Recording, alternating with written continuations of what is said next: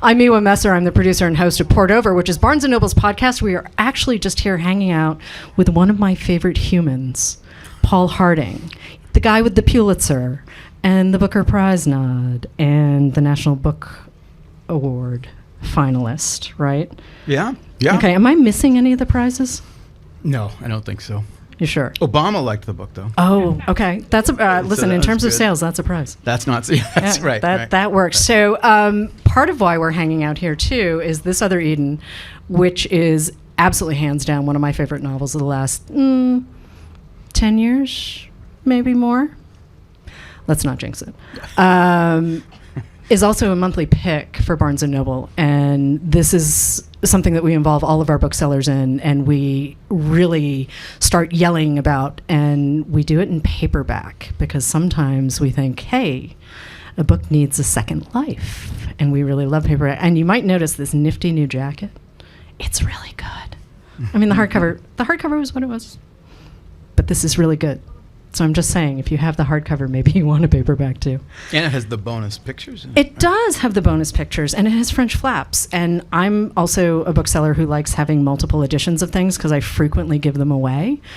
And then I show up with really janky galleys that I have dog-ear. I'm a dog-earer, okay? I'm sorry. I hope I didn't hurt anyone. I dog-ear things. Thank you for understanding. And I show up with my galley, and Paul's like, oh, so this is where our conversation came out of, because, I mean, it was a mess. And we did it without Dunkin' Donuts. We just got on a Zoom call. That's right. 2 exiles from Massachusetts. Yeah. Willful exiles, I suppose I should say. Yeah, I mean, we both chose to pick something else, right? Yeah. Okay. Yeah. So Duncan jokes out of the way, and yes, he's the Affleck. I'm too short to be an Affleck. Sorry, I had to do it. You did. We can move on to better things now. But I want to go back to New England for a second, right? We're sitting on the Upper West Side of Manhattan, but New England is the big beating heart of all of it's the big beating heart of Tinkers. It's the big beating heart of Enon. It's the big beating heart of This Other Eden. You kind of can't get away from it. Yeah, I said I'm, provincial by birth and disposition. We're talking in the green room, just sort of, it's the devil I know, so it has its drawbacks like any other place. But it's just sort of imprinted on a cellular level in every bit of my being. So it's kind of my true north. It's also, the first novel I ever tried to write was about a 12-year-old girl who disguises herself as a boy so that she can work in a silver mine in 16th century Mexico, and it was like, I realized, oh my God, I have to do like a month worth of research for every friggin' sentence and when that book sort of collapsed and thankfully went away, and I was thinking about what was I going to write? I had a short story version of Tinkers, and the very, very not particularly noble reason that I was attracted back to that was that I thought I don't have to do any research for it. I could just, the seasons, the palette, the weather, the color palette, just all that. It was all at my fingertips, so that I could just concentrate on the characters. The smell of the place too. Yeah. The smell of the place. So, how many of you have spent time in New England? I'm guessing. Okay. When you walk into an old house in New England, it can be anywhere in New England, but especially on the coast, those houses have a smell, right? They have a smell, and it's just, it. It's not necessarily like cleaning fluid or anything. It's just, it's age and seasoning, right? Yeah, you just know it. Like if someone blindfolded me and rolled me out of a car somewhere on the coast of Massachusetts, I would know exactly where I was. I would hope no one would do that. But at the same time, no, you just know that place. And that's part of it for me when I'm reading any of your novels. I'm immediately grounded in the story. And then I get beautiful sentences on top of it. And we're going to come back to the beautiful sentences for a second. But yeah, you can't shake that. You haven't lived in New England in 6 or 7 years now. Oh, it feels longer. Feels longer. It feels longer. I don't know. It really is as simple as, I grew up on the North Shore of Boston, up near Beverly and Salem, kind of the Hawthorne country. but also kind of like Emerson and Emily Dickinson. Emily Dickinson. He got the fancy part of Massachusetts. I got the Whitey Bulger part. Like Whitey Bulger would literally disappear people from the parking lot of my parents' A&P. So I just kind of spent my formative years kind of knocking around the woods. Right. And so every good and bad thing that happened to me when I was a kid to an adolescent to a young man, that was the visual, like everything was the visual correlation to every sort of emotional experience I had. And so there's still that. Said it before, but I still feel like I'm trying to capture into language like the feeling of being in the woods at like 4:10 at the end of November, and you're in the bare trees and just that quality of the light going out of the sky and very cold and it's a sort of intuitive and kind of fundamental as that in a lot of ways. You're making it sound easier, I think, than it probably is. But Tinkers, you're cutting across time, you're cutting back and forth over decades. And on, we're basically in the present day. Yep. Consider it present day. And now with this other Eden, you've taken us back, 150 years, call it? Yeah. And now we're off the coast of Maine. Mm-hmm. Yeah. And I know it's based on an actual place and an actual time, but really, it's not like you sat down with the intent of writing a history of a place and of a people. Right. So let's talk about the connection, though, between the three books, because they really do sit as a set. Yeah, I mean, the way that the elements that make up this other Eden came together was just by accident. There's a character in Tinkers, the mother of the family in Tinkers, was somebody that, and Erica Goldman, the publisher and editor of Tinkers, is here with us tonight. And one of the things that I remember us doing with that manuscript is sort of cutting out. There are 70 or something pages of the mother, but every time she got sort of co-starring billing with the rest of the characters in the book, what the book really was would sort of went off axis. So I had to cut this character from the book, but that made me all the more loyal to her because I felt like I couldn't quite get her right. I couldn't figure out a place for her in that book. So I had her in the back of my mind. And then with Enon, I was trying to find a third book. I just thought there's a very minor character in Enon who is this sort of octogenarian or non-Aryan woman who's kind of like she's the kind of grande dame of the village and she owns this big estate. And I just thought, well, it might be interesting to just start just doing like sketches of her when she was a young girl, when she was maybe 10 or 12 years old. So I just had these scenes that I knew were not going to be the book, but sometimes you're just trying to invoke something. You're trying to find so I just had these scenes of her with like her like aunts and cousins and maybe her mother or whatever, just out in a meadow having a picnic, and I just knew it wouldn't be the book, but I was just riffing on that. And then in the course of kind of thinking of that material, I came across the story of Malaga Island, which, like you said, I read maybe 2 articles about Malaga Island, but it laid claim to my imagination so utterly and so quickly. It's just sort of like being sort of thunderstruck because it was in Maine, because some of the people that were the historical, the actual historical events that I sort of got a hold of me were that there's a racially integrated community that was off a small island off the coast of Maine from the late 18th century until about 1912. So it's set in Maine. My mother's family's from Maine. I'd written about it in Tinkers, Maine.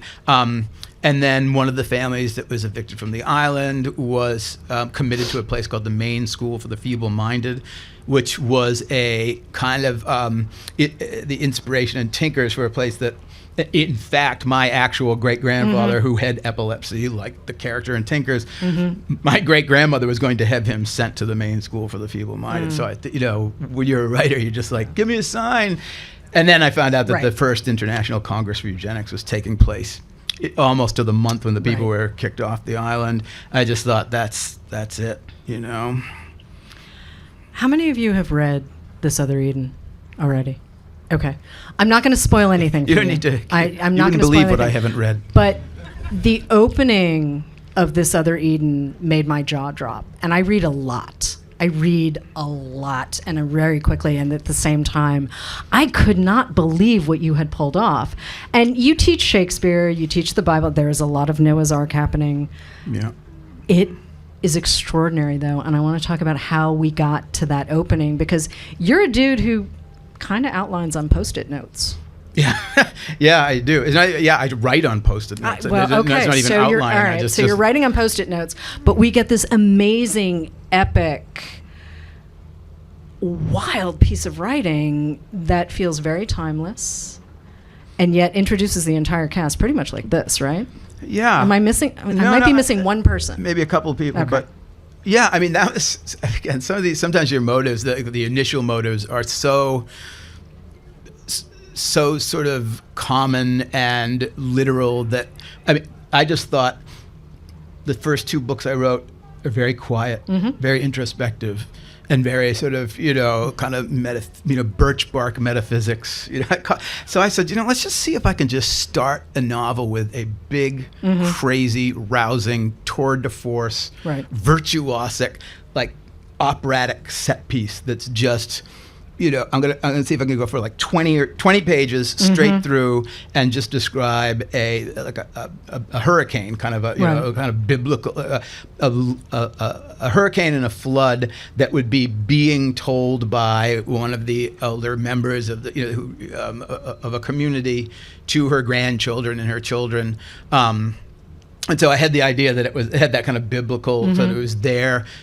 She was telling them their begats in the way that the book of Genesis is the total begats, the cosmic begats, as it were, in the Old Testament. And so then it was just fun to just see, can you keep it tight without it sort of going slack for that many pages? And there's a character, too, who ultimately ends up carving sort of the story of the community inside a tree. And the whole time I kept thinking of the piano in August Wilson's piano lesson. Yeah. And I felt like that was something that you were keeping close as you wrote this book, that kind of family story where you're trying to make sense of it. You don't really have the language for it, Right. but you can do the visuals. Yeah, yeah.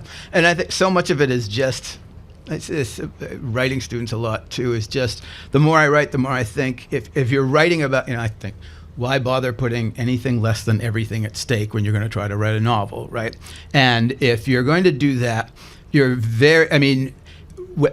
regardless of how long it takes you as the writer to step over the threshold, the reader immediately steps over the threshold into what does it mean to be a human? What does it mean to be an individual, to be a member of a family, to be a member of a community, whatever, that sort of thing. And so you've stepped, like page one, sentence one, you've already brought the reader, or the goal is that you've already brought the reader beyond the threshold when anything like explanation or full understanding is even available. And so it's just describe the lived experience of these characters. The lived experience, but you're also talking about who gets to be a person. Yeah, right, exactly. Yeah. I mean, it does kind of boil down to who gets to be a person. And who do you privilege with the best of your attention and the best of your language? And I mean, I have to say, the first time I read the book, I was thinking, eugenics? We're really going to go here. I mean, this is not something that lots of folks are comfortable with. And at the same time,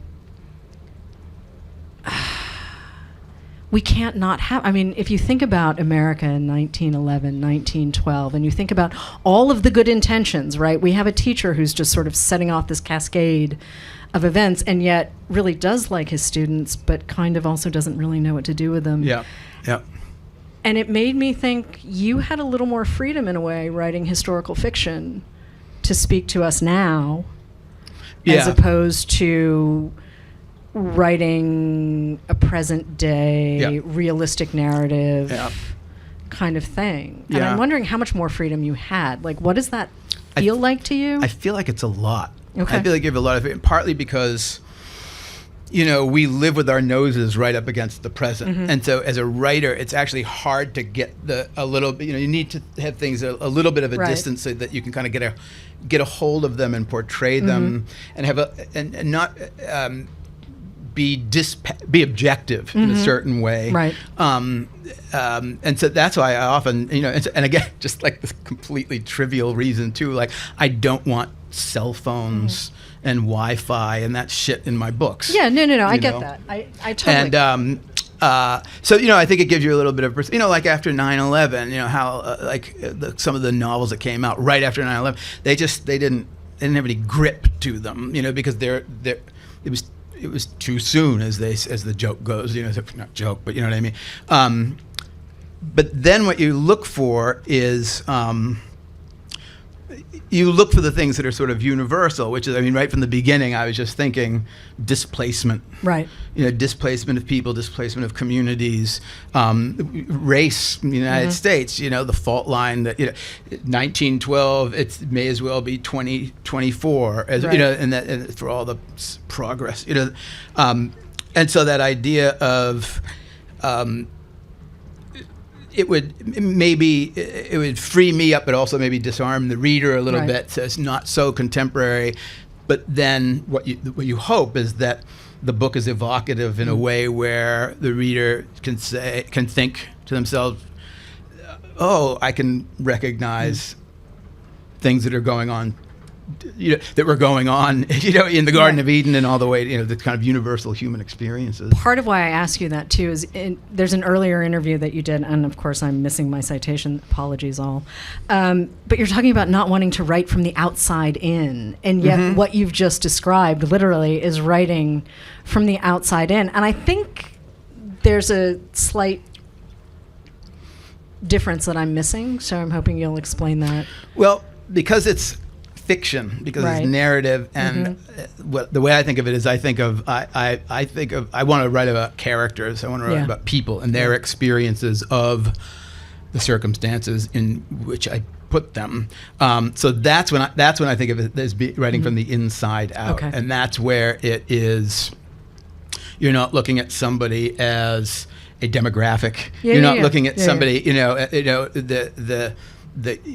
Each character is himself, herself, themself first, and then they are these other circumstances of birth and location and all that sort of thing. And so just thinking about each person just as a unique individual, priceless human soul, and then you go from there. So it's the layers of color and time and space and sound and smell and thought and love and heart and all of these things.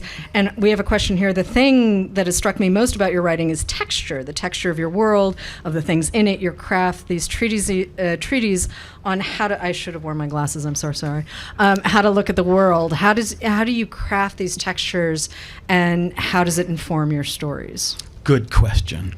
I don't know. It's partly again. I'm a real sucker for painting. I love cinema. I love light. I'm just thinking about light all the time. That's a New England thing because we don't get enough light. And no, seriously, like the light on the beach in November, right? Like I have really solid memories, even as a tiny person, of how the light falls. And then you go to a place like Italy or Los Angeles, and you're like, yeah, the light's good here, but it's because you just don't get enough of it. You just absolutely changing. Yeah.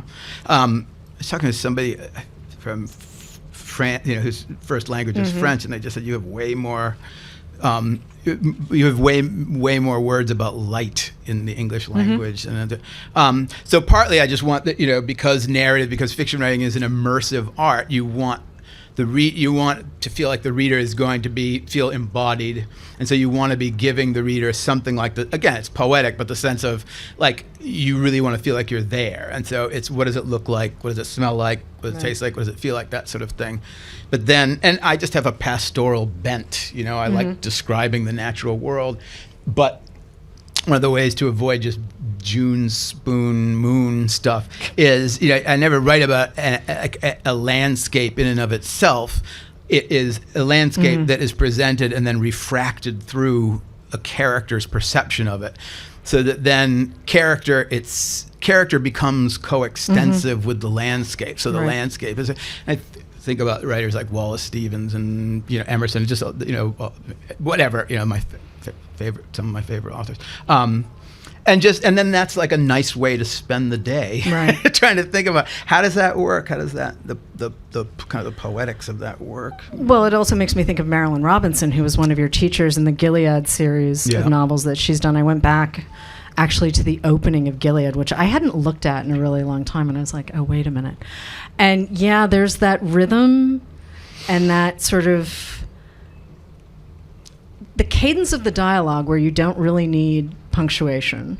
Yeah. Right. And you're immediately in the place. You know exactly what's going on. It's sort of that, there's a bit of Tinkers to it, sure, but there's also a lot of this other Eden to it, that sort of gravitas and that sort of, I don't know, family mythology might be the phrase I'm looking for. Totally. And it's all the things you're saying. And the, trying to write, I mean, I say this to students a lot too, which is you should not be embarrassed or self-conscious about trying to write books that are as good as Toni Morrison or Herman Melville, whoever your personal canon is.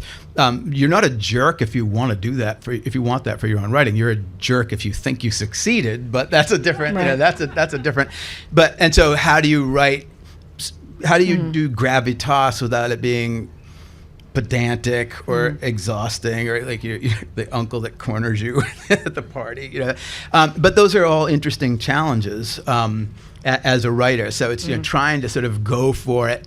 It's just a little bit of a high wire act, and then the family thing. I think I'm just obsessed with family too. That's a New England thing. Yeah, and there are they don't let us out the door unless we know who begat us. And well, there were a couple of years where I was still so kind of at sea with this other Eden that, as kind of a superstitious. Kind of masochistic superstition. I thought of this other Eden as Tinker's Island. I was like, I'm just writing Tinkers again, except it's on a fucking island. But part of that is you just lean. So instead of trying to avoid it, I just leaned into it until I went through it and found what was unique about. But you also handle time really differently in the new novel. I mean, it's very linear. It's linear with flashbacks, whereas Tinkers, we were kind of where we were in a given moment. Yeah, and that Tinkers is much more set in the protagonist's mind, and the protagonist in Tinkers is dying. He's in the last days of his life, and so his consciousness is starting to sort of break up, and so it's decoupling from. It's just Tinkers is much more associative. It just moves around associatively, whereas this other Eden. But both of them, I realized the other day that both Tinkers and Eden are countdowns. Tinkers is there's 8 days until the protagonist dies, and then the novel's over. And this other Eden it's X number of days until these people are evicted from the island. But it doesn't hurt to have a little bit of tension that comes from outside of a character. I mean, literary fiction, we all know this, right? Literary fiction, nothing ever happens. The sentences are pretty, nothing ever happens. I mean, and actually, I don't think that's true. I do think that, a novel is designed to handle time and to follow the passage of time, and it's the interiority of the characters' lives that's what a novel is designed to do. And I find it kind of fascinating when people are like, oh yeah, I can't read that, nothing happens. And I'm like, sorry? Did we read the same book? Yeah, no, yeah. There's a lot of, how does a character get from point A to point B? And if you're not plotting this out, you're writing on Post-it notes, and you've got this idea, you've read 2 articles about Malaga Island, but you are not, in fact, writing about Malaga Island. Right? Like, straight up not writing about Malaga Island. And I know there's some folks in Maine who were not thrilled with you and thought, oh, here comes... But lots of folks in Maine are not thrilled with the rest of us. I went to college in Maine, and they were not sad when we went home every summer. They were like, bye, kids. Go. Thank you. And my dad used to summer in Maine as a child. You're either of Maine or not of Maine. There really kind of isn't middle ground. And I had a student ID that said, I had a mailbox in Maine on my college campus. But again, you're I talking keep about. thinking you're going to comfort me. I didn't. Oh, I yeah. didn't realize No, I was sorry, handing we're you passing- cards. yeah, I'm we're like, just trying "It's to okay, stay I'm out of doing the all right. game." I'm all right. I'm okay. Dude, I know you're fine. I'm just trying to sneak index cards behind you. We're really a professional bunch around here. What can I say? We're just hanging out, having a conversation. I'm loving it. But when you're constructing this world, right? Like, let's take out the historical record for a second, because you really are sitting in a room pulling from The Tempest and pulling from Sarah Orne Jewett. I do remember you saying A Country Appointed First. Yeah, absolutely. Went back to Love that that too, book. and I was like, oh, I hadn't read that in like 20 years. Yeah, that's a masterpiece. And after you and I spoke the first time, I was like, okay, I'm going back to Sarah Orne Jewett. Yeah, she can write. Yeah, beautiful She book. and the Quiet. but the timelessness of it. Yeah. I'm like, I don't even remember when she was like, seriously, turn of the 20th century. Maybe 1890 something. I mean, I should know this, and all I can tell you is it's really great. And if you have a chance, it's beautiful. And Sarah Orne Jewett's A Country of Pointed Firs. Yeah. And I think there are lots. It's one of those, like, it's in the public domain. There are lots of different editions I at this think so. point. I don't know if there's one to really recommend per se, but boy, she could write. She could really, really write. Other influences, though. You were a musician for a long time. I feel like that's a piece of it. Absolutely. I mean, you talk about loving art and painting and light. I mean, all of these different things that you're pulling from. Yeah, I think part of it really is that you get the idea of being a writer. You're like, that sounds like a great idea. Mm-hmm. I like to have. Who is it that said I don't like writing? I like having written. But this idea that at least when I was kind of coming up, there's this kind of masochistic kind of, you have to sit down every day and face the blank page. And it was all this kind of like, I was like, I'm just going to watch a baseball game if I don't have any, But, it really, it just more and more, there's just the practical sense of like, look, if I want to do this, I want there to be, I want to be engrossed. I want it to be joyful. I want it to be efficacious. I want to actually be literally putting words on the page that I like to see, and that I like to see what happens with them. So sometimes I do interviews and people say, so do you not read when you're writing a book, or do you not, who don't you read? I'm like, I read everybody, and if it's good, I just rip it off and throw it right in my book. And you can't, and then it seasons, and hopefully what you hope is that it, if somebody reads my books and says, I think you've been reading The Transcendentalists and you've been reading Toni Morrison, and I'm like, you bet your bottom dollar I have. I want to be associated with those traditions. I want to wear my influences on my sleeve, but you have to do something with them so that they're not, you're not just imitating people or just being derivative. So then it's a privilege to think about the paintings I like in prose in my novels. It's a privilege to think about the works of music that I like and see, and I was like a drummer, so drummers are the timekeeper, right? And that's what narrative is. So as a drummer, you know how to push the tempo or pull the tempo back, cut it in half, double it, do all those sorts of things. And that's just what I think of when I'm moving around in the different narrative modes of the And if I remember correctly, too, you're also the guy who, when you're writing, the bulk of the writing is the rewriting. Like, it's not just keeping the tempo, it's not just the drumming, but that literally it doesn't happen until you rewrite. And I think that's a thing, too, that I've been sawing away at to the unfortunate victims who are my students. But I just think it's a misnomer. We say you write and then there's revision. And so as a writer, you're thinking, oh, God, I got to revise. That sucks. For me, I think we should just what we call revision is writing. Yeah. Which is just, you just keep going over it. And even that, I had to figure out, like, how am I going to enjoy this? How am I even just going to, like, emotionally and psychically and intellectually just think about what I actually spent most of those 10 years doing? And it's a kind of, it's aesthetic, but it's a deliberate kind of perfectionism. Like, it's an idealism. I'll never get it absolutely right, but I want to make sure every sentence is absolutely perfectly calibrated, you know, like a part of a Swiss watch, Right. and just find joy in that. Like just, because when you hit it, when you break through, there's something that's very selfless about it. You know, you go back and read a paragraph and you go, shit, that is way better than anything I could have just like thought up ahead of time. And then what you hope is if it satisfies you, it'll be joyful for the reader to follow and read it as well. Well, and this is the thing. There's so many people in the world who think that, reading is a solitary act, right? You sit by yourself, you read. You sit by yourself, you write. And actually, both of those things are acts of communion, right? Like you can't, yes, you can do it in a vacuum, but I have yet to meet a writer who really enjoys writing in a vacuum, okay? I mean, straight up. And there are plenty of readers now who do actually want to hang out in giant rooms and read together, which I find really fascinating. But the idea that reading and writing are, in fact, I don't want to say holy acts, because that sounds a little more dramatic. I'll say it. Okay, good. Why Right? not? But but it is. It's absolutely, it's an act of communion with the past, the future, the present, the guy sitting next to you, your family. I mean, it's kind of extraordinary what we can do with language and sentences and character and the manipulation of time. Yeah, absolutely. I mean, I think of it as, it's kind of like, there are aspects of it where kind of, I find no other language will do than the kind of spiritual, say, just, whatever you're, but that idea of there's something transcendent about it, it feels like an act of obedience, like I'm never more serious and I'm never more,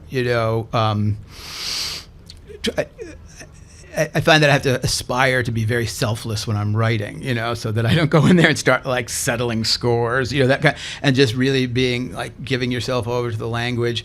And so it feels like an act of obedience or prayer kind of. But then I think you're right, even though I spent a lot of time by myself writing, it's still like, the act of making a work of art, no matter how much you do it for yourself, there is still almost always an aspect of it that it's a gesture of fellowship. It's an overture of like, here, I'm actually putting this out in the world. And that's why I spent 10 years doing it, because like, I don't want to be an idiot and hand you something that you're going to hate. And people have to self-select. But, this idea of like, this is a gesture of connection. It's an opportunity, and the idea that I want the reader to go through the book and not feel like I jerked them around or confirmed my intelligence at their expense or anything, and that that it was a trustworthy, serious, description of human experience in which the reader might have, moments of profound recognition if it really works. All right. So all of that said, how do you know when you've hit the right inspiration?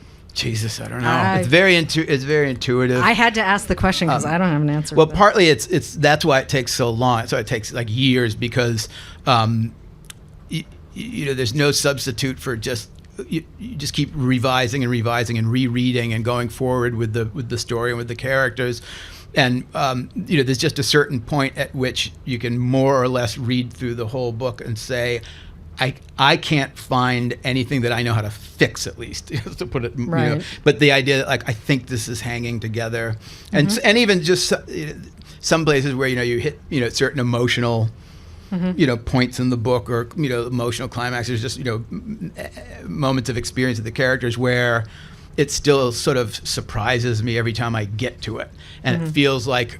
That as they say in writing, it should feel surprising and inevitable. But just if the story ends up kind of startling and moving me, even though I'm the one that wrote it, that's one of the qualities that I'm sort of just kind of reaching for. I love to be surprised by books that I'm reading. It doesn't always happen for me. Yeah. And there were so many moments in This Other Eden. Tinkers felt really familiar to me. And partially you're writing about my tribe as well. Like I know who these people are and everything else. And This Other Eden felt more like an act of time travel and not just because of the setting. I think it was the language. I felt much more like I was in a kind of Shakespearean environment, whereas Tinkers, I literally could have walked down the hallway and been like, hi, I know who you are.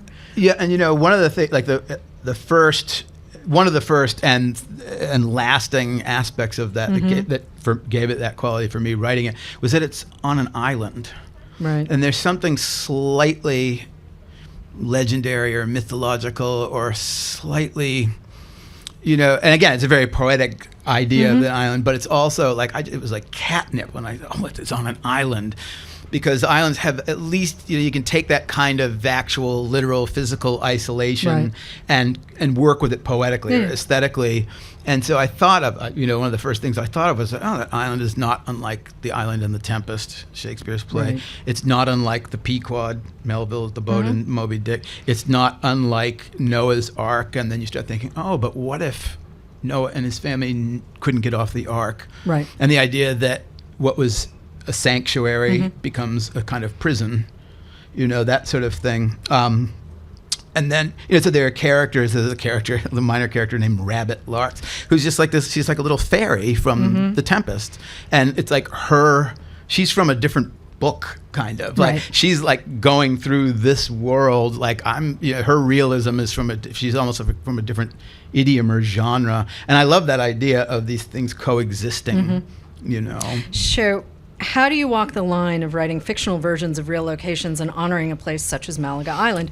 What's your method of honoring truth in creating fiction? I mean, it sounds like you just answered this question, but I just curious to know if there's more. Yeah, the way I think about it, well, one of the things that used to drive me insane when I went to events like this, and fiction writers would get up and they'd say, things like, the reason I became a fiction writer is because I'm a pathological liar, and everybody laughs, but when I started actually writing fiction, I realized, no, every sentence I write has got to be true. It's just not factual. Right. And so I think about the difference between, that every sentence has to be true, but it's not factual. So it's imaginative truth, the kind of, that sort of thing. When the minute I realized that I couldn't write and couldn't, wouldn't, whatever, write an historical novel per se about Malaga Island, I just stopped doing any research about it. Right. Like, so because I didn't want to use real names. I didn't want to write about because I wanted my imagination to have that latitude, so I could take the characters who I imagined, and run them through these different literary traditions and artistic traditions and everything.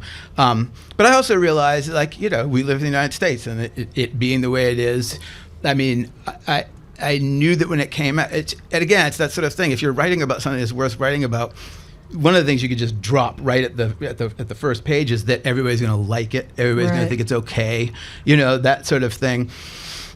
And but then, I had, people suggesting to me, why don't you just make all the characters white? And I was just like, talk about fucking erasure, And then I would, run into, very good friends, colleagues, former students, whatever, who were writers, who were black, trans, whatever, just, and I tell them about these some of the friction I was running into. And they'd say, those same editors or those same voices are telling us you can only write about your identity, And, I have people say to me, I just want to write a thriller. I just, And so I just thought that sounds like segregation. Like nobody, and also your imagination, it's not voluntary.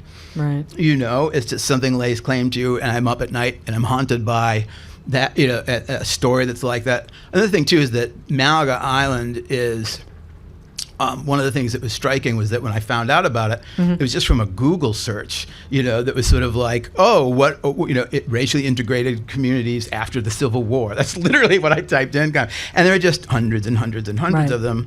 And in the year since the book first came out, and doing tons and tons of book touring, literally every place I go, somebody comes up afterwards and says, I grew up in Pennsylvania, and when we were growing up, there was this village or this settlement, or these people, and so there's something that is absolutely unrepeatable, uniquely Malaga Island, but there's something also that is that is near universal, so scalable. Like, it happened on Malaga Island in a way that it happened, but it also happened in all these other places in a way that was very characteristic of the way that race works in the United States, that sort of thing. But then also just on this planet in some ways. And so again, that's another reason is, you work on it so hard because you just know when this comes out, it's going to put some people's noses out of joint. It just is, it just is. But then in that case, you have to be ready to, like, I'll stand by every word I wrote, and I can tell you exactly where every word came from, and you don't have to agree with me. But, and the idea that, like, it can be a work of I didn't want it to be controversial, which is a trivial thing to shoot for, right? That's no ass. But you knew, I wanted it to generate dialogue, right? And isn't that the point of writing a novel? I mean, you really don't want to do this in a vacuum, right? And you want to talk about things that are serious and that are that affect everybody. And I just think that's one of the things too, is that just personally, I just feel like generally present company accepted. Americans aren't very good about talking about race and the history of race. No, and there's very like canned versions of it, or it's alluded to or it's invoked, but it's actually not. Like, it's hard to engage it, right? And so just talk openly about it in a certain way, But again, with that sort of enough of a distance, so I just think of Italo Calvino's these amazing lectures about what literature can do, and one of the things he talks about art being like Perseus and Medusa. There are certain things that if you look directly at reality, you will turn to stone. It will just it'll blow your mind. It'll just be too much. You'll be paralyzed or whatever. That's what the word astonished means, to be astonied, to be turned to stone.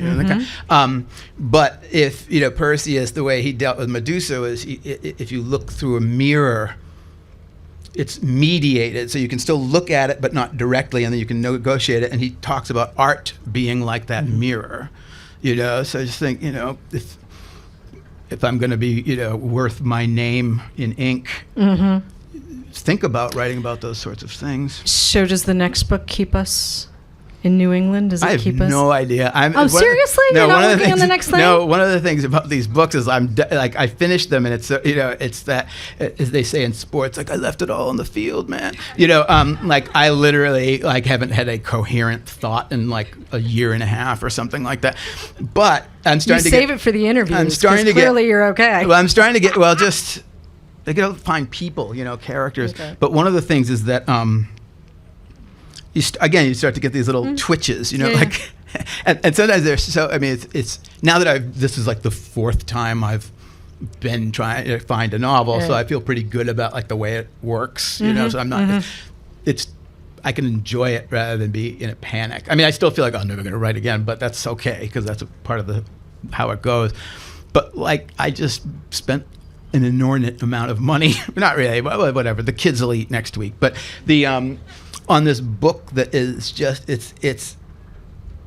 I'm a book junkie, Anyway, but we've all been there. This is a book from like 1910 or something like that. That it's like a 900-page book that is about the history of turnpikes in New England. And one of the reasons why I really want to read that book, fascinated by it, is because there are hundreds and hundreds and hundreds of pictures of just like the woods with this like white snowy turnpike, because they were just paths, basically. Like the Mass Turnpike was just like a path, and and the reason they're called turnpikes is because they're tolls, so there'd be a turnstile and you could pay and you go, and I just and who was a great user of the Massachusetts, the various turnpikes. Bring it. Ralph Waldo Emerson. He used to walk from Boston to like Northampton to deliver sermons. Right. And I think that's a 90-mile walk or something like that. Just like that's a novel. You do some good. There's a novel good in there. Thinking, and you do. I mean, it'd be kind of like. Not to be druggy about it, but kind of trippy. Just walking down this right to this weird. They were very straight, so these paths through the woods. Who knows? But that's what you do. Trippy though. Did you read Northwoods, the Daniel Mason? I haven't read it yet. Dude, you of all people need to read this book. That's one of those things where you need to read this book. Well, I read about it, and I read like and I was just like, oh, that bastard! That sounds like a great fucking book. You know, it's like I wish that. In case you don't know know. what we're talking about, Daniel Mason's last novel, it's called Northwoods, and it got quite a lot of nice reviews and other things. But yeah. what's really important is 400 years in the history of a house in Western Massachusetts.